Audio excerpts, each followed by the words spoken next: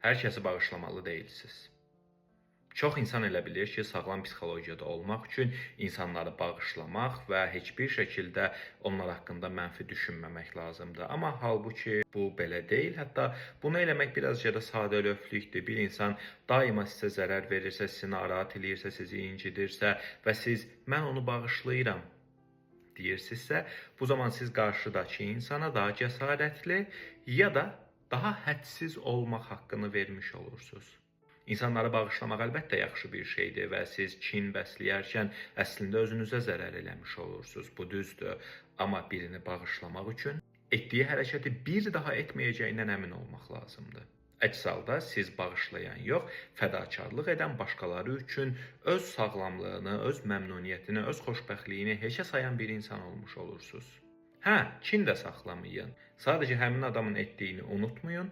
Bilin ki, sizə zərər gələ bilər, əgər təbii ki, özünü dəyişdirməyibsə. Və məsafənizi saxlayın, müəyyən tədbirləri alın və ona bu haqqı verməyin ki, heç bir şey olmayıb kimi davranmağı sizdən gözləsin.